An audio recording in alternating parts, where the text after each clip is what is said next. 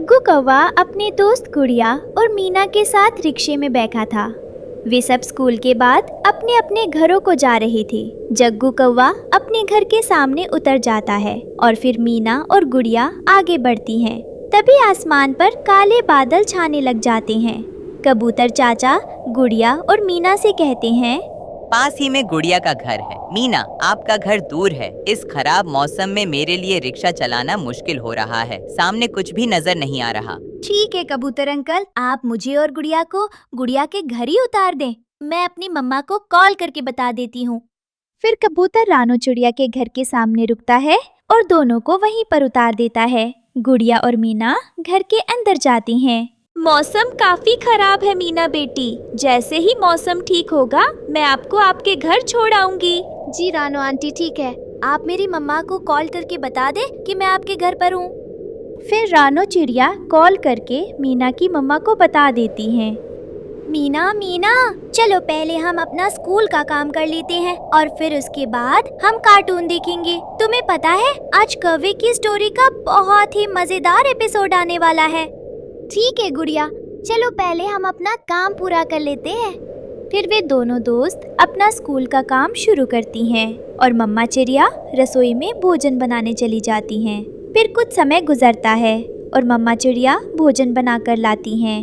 दोनों दोस्त भोजन करती हैं और गुड़िया टीवी को ऑन करती है जहाँ कौवों की चालाकी की स्टोरी शुरू थी। तोता घर नहीं है, इसका अंडा उठाकर जल्दी से भागता हूँ। मैं ये अंडा चील को दूंगा और फिर चील मुझे ढेर सारा भोजन देगी।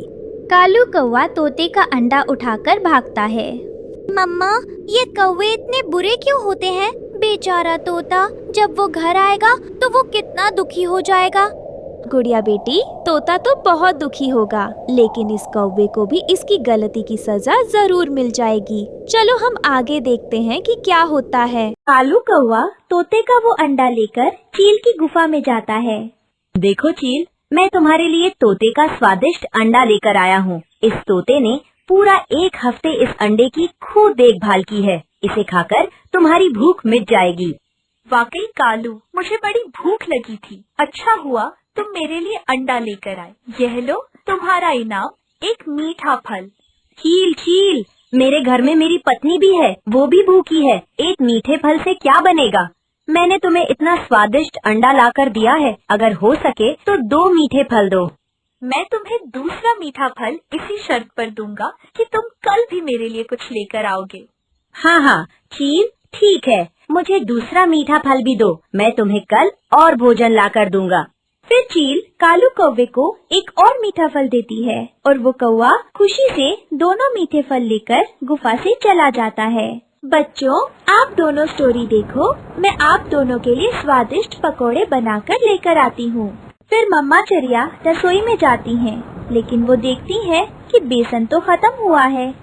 ओहो, बेसन तो खत्म हुआ है, पहले मुझे जाकर बेसन लाना होगा, फिर ये पकोड़े बनेंगे। फिर रानो चिड़िया पकोड़े बनाने के लिए बेसन लेने लूसी कबूतरी के घर जाती है। लूसी बहन, क्या आपके पास बेसन है? वह क्या है ना, मैं सोच रही हूँ कि बारिश के इस मौसम में अगर मैं पकोड़े बनाऊंगी तो खाने में मजा ही आ जाएगा। जी रानो बहन, कल ही कबूतर जी बेसन की पूरी एक थैली लेकर आए थे। आप रुकें, मैं अभी आपको बेसन लाकर देती हूँ। फिर लूसी कबूतरी रसोई में जाती है और रानो चिड़िया को बेसन की एक कटोरी लाकर देती है। फिर मम्मा चिड़िया अपना छाता खोलती हैं और बेसन की कटोरी को पेट पर रखकर घर वापस उड़ती हैं। फिर मम्मा चिड़िया रसोई में जाकर गुड़िया और उसकी दोस्त मीना के लिए गरम गरम स्वादिष्ट पकोड़े बनाती हैं और उन्हें लाकर देती हैं। तो गुड़िया बेटी, आपकी स्टोरी कैसी जा रही है? उस काले कौवे को सजा मिली या फिर नहीं? मम्मा, कालू कौवे की वो स्टोरी तो खत्म हो गई, अब इसका अगला भाग कल आएगा। मीना, तुम फिर से कल हमारे घर आना और हम मिलकर देखेंगे। हाँ गुड़िया, हम कल मिलकर देखेंगे। रात हो जाती है और वे सब सो जाती हैं। अगली सुबह स्कूल में सब बच्चे कालू कौवे की और तोते की उसी स्टोरी के बारे में बात कर रहे थे। हमारे घर में तो टीवी ही नहीं है, सबने वो स्टोरी देखी, एक मुझे छोड़कर। जग्गू गुड़िया के पास जाता है। गुड़िया गुड़िया, हमारे घर में टीवी नहीं है, लेकिन मैंने भी कौवे और तोते की वो स्टोरी देखनी है। क्लास में सब बच्चे उसी के बारे में बात कर रहे थे। आप परेशान क्यों होते हैं? मीना ने भी मेरे साथ मेरे घर ही जाना है। आप भी मेरे साथ मेरे घर आए, हम मिलकर वो स्टोरी देखेंगे। गुड़िया तुम बहुत अच्छी हो। ठीक है, फिर आज मैं तुम्हारे इधर आऊंगा। मैं भी वो स्टोरी देखूंगा। याहू! घंटी बजती है। वे सब घर के अंदर जाते हैं और बेसब्री से उस स्टोरी के लगने का इंतजार करने लगते हैं। फिर जैसे ही शाम के 4 बजते हैं, मम्मा चिड़िया स्विच ऑन करती हैं और टीवी चला देती हैं। गोरी, जल्दी सब सामान बांध लो, चील आती ही होगी। मैंने उससे बहुत सा भोजन उधार ले लिया है और मैंने उसे उस भोजन के बदले में अंडे नहीं दिए। मुझे जंगल में कहीं अंडे नहीं मिल रहे। अच्छा यही है कि हम इस जंगल से भाग जाएं। हाँ हाँ कालू, मैंने सारा सामान बांध लिया है। अब जल्दी करो, ऐसा ना हो कि चील आ जाए। तभी दोनों कौवों के दरवाजे पर दस्तक होती है। कालू कौवा बहुत डर जाता है। गोरी, जरूर चील होगी। तुम जाओ, दरवाजा खोलो और उसे कहना कि मैं घर में नहीं हूँ।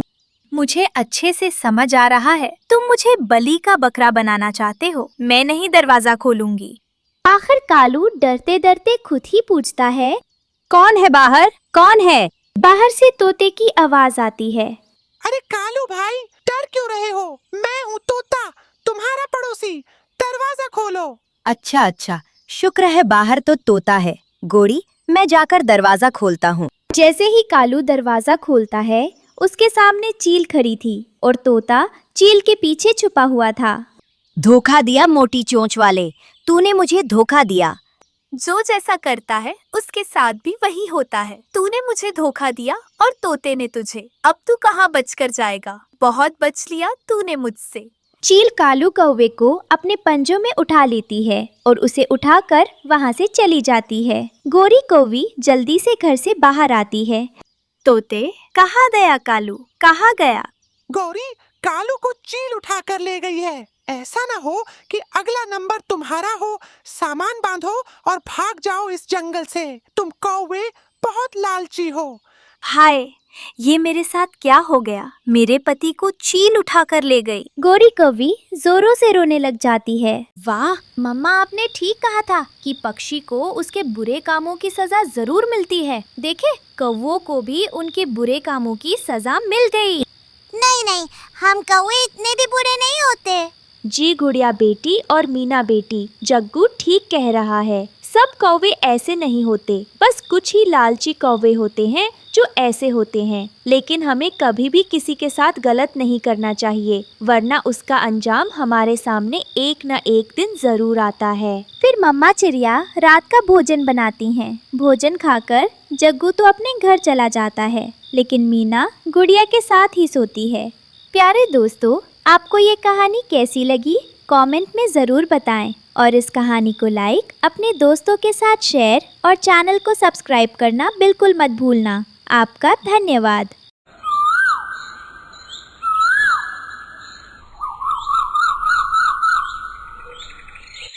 गोरी, मैंने सारी उम्र पाप किए हैं। अब मरते समय मुझसे और पाप ना करवाओ। मैं अपनी जायदाद बेटे और बेटी में बराबर तकसीम करूंगा। कालू, तुम बीमार हो, क्या पता कल मर जाओ और तुम्हारी बेटी तो ब्याह कर बेगाने घर चली जाएगी। एक मेरा जग्गू ही तो आसरा देगा मुझे। तुम सारी जायदाद जग्गू के नाम कर दो। मगर गोरी, ये मगर वगर छोड़ दो।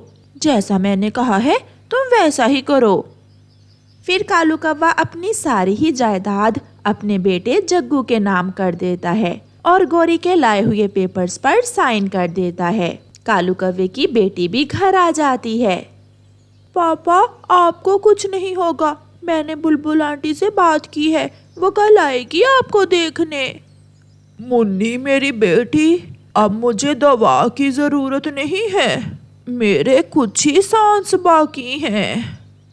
कालू, तुम अपनी बेटी से बातें करो और मैं अभी आती हूँ।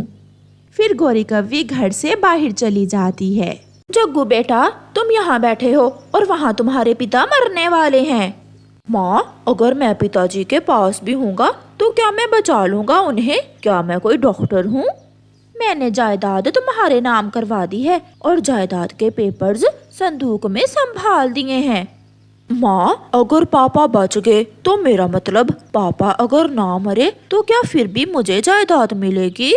इसलिए तो कहती हूँ, जाकर अपने पापा के पास बैठो। एक वो है तुम्हारी बहन मुन्नी, हर समय अपने पापा के पास ही बैठी रहती है। मुन्नी बेटी, जो मैंने किया वो सब तुम्हारी माँ के कहने पर किया है। बेटी, मुझे माफ कर देना। ऐसा कहते हुए कालू कौवे का सांस टूट जाता है और वो मर जाता है। पापा उठे, मुझसे बात करें। पापा, मुझे कुछ नहीं लेना, मुझे आपकी जिंदगी चाहिए। पापा। मगर कालू कौवा तो मर गया था। गोरी और जग्गू भी आ जाते हैं। मुन्नी, रो क्यों रही हो? क्या तुम्हारे पिताजी मर गए हैं? माँ, पिताजी हमें छोड़कर चले गए। चुप कर जाओ मेरी बेटी, तुम्हारे पिताजी बहुत तकलीफ में थे। अच्छा ही हुआ जो उन्हें तकलीफ से मुक्ति मिल गई। माँ, अब तो जायदाद मेरी ही है ना, पिताजी तो मर गए हैं। चुप कर जाओ और अपने पिताजी का अंतक संस्कार करके आओ। फिर जग्गू कौवा अपने पिताजी को एक टोकरी में डालता है और जाकर नदी में बहा देता है। पिताजी तो गए, अब जल्दी से जाकर अपनी अंगूर की बेल और 2 अमरूदों के पेड़ देख लेता हूँ। जग्गू कौवा जल्दी से उड़ता है और अपने खेत में जाकर अपनी जायदाद को देखता है। ये अंगूरों की बेल तो बहुत अच्छी है, इस पर तो अंगूर भी लगे हुए हैं और अमरूदों के दोनों पेड़ ही हरे भरे हैं।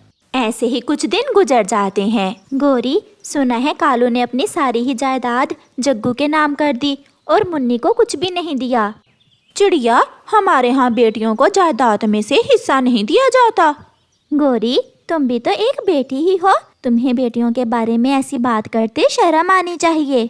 चुप करके जाओ यहाँ से, हमें सब मालूम है क्या करना है और क्या नहीं करना। रात को गोरी कौवी, उसकी बेटी मुन्नी और बेटा जग्गू घर में लेटे हुए थे। जग्गू बेटा, अब जायदाद तुम्हारे नाम लगवा दी है, इसका ये मतलब नहीं है कि तुम हमें भूल ही जाओ। अब तुम पर पहले से ज्यादा जिम्मेदारी है। अपने पिता के बाद अब ये घर तुम्हें ही चलाना है। माँ, मैं कोशिश करूँगा। फिर दूसरे दिन जग्गू अपने खेत में जाता है और अंगूर की बेल सूख रही थी। ये अंगूर की बेल तो सूख रही है, अगर इसे पानी ना मिला तो ये सूख जाएगी, मगर मैं इसे पानी कैसे दूंगा? ये तो बहुत मुश्किल काम है। थोड़ी दूर बैठा हुआ कौवों का पड़ोसी मिट्ठू जग्गू की बात सुनकर बोलता है।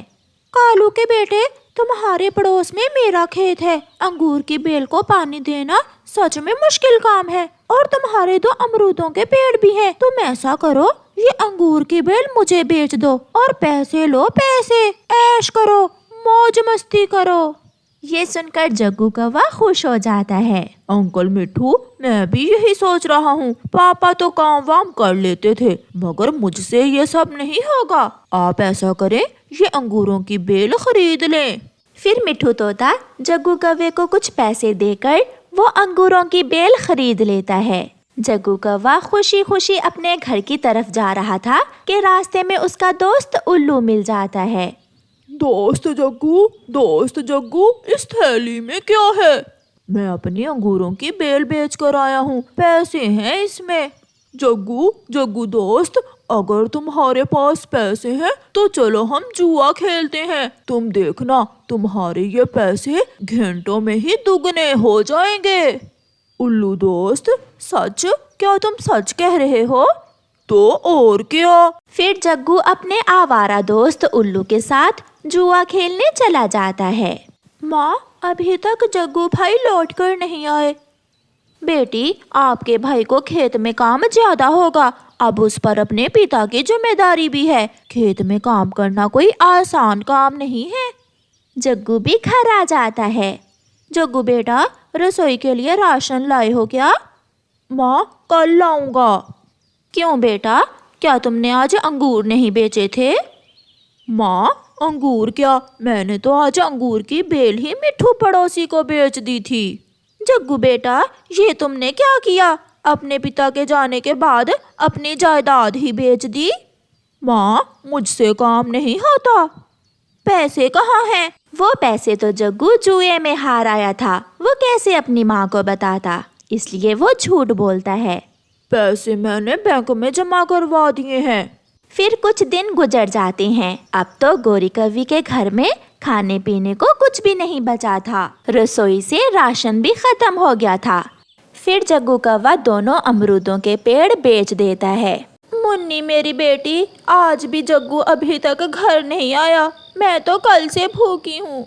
माँ, आप चिंता ना करें, अगर आज भी भाई कुछ ना लाया तो मैं कल से काम पर जाया करूँगी और अपनी माँ के लिए कमा कर लाऊंगी मैं। इतने में चिड़िया आती है। गोरी, ये चिट्ठी तुम्हारे बेटे ने दी है तुम्हारे नाम। फिर चिड़िया गोरी कव्वी को चिट्ठी पढ़कर सुनाती है। माँ, मैं अपने दोस्तों के साथ आज़ादी की जिंदगी जीना चाहता हूँ, इसलिए मैं अमरूदों के पेड़ बेचकर दूसरे जंगल जा रहा हूँ। माँ, मुझे माफ करना, मगर मैंने अपनी ही जायदाद बेची है। ये सुनकर गोरी कव्वी जोरों से रोने लग जाती है। जग्गू बेटा, तुम ऐसा करोगे, ये तो मैंने सोचा भी न था। गोरी बहन, वो समय याद करो जब मैंने तुमसे कहा था कि अपनी जायदाद बेटी और बेटे में बराबर तकसीम करो। माँ, चुप हो जाए, मुझे जायदाद की नहीं, आपकी ज़रूरत है। मैं कमाऊंगी और आपको खिलाऊंगी। भाई छोड़ के तो क्या हुआ, मैं हूँ ना माँ। सुन लिया गोरी बहन, इसे कहते हैं बेटी का प्यार, सच्चा प्यार बिना किसी लालच के। मगर गोरी कव्वी ने जो अन्याय अपनी बेटी से किया था, शायद वो खुद को कभी माफ ना कर सके। प्यारे दोस्तों, बेटा हो या बेटी, उन्हें एक समान जानो। आपका धन्यवाद।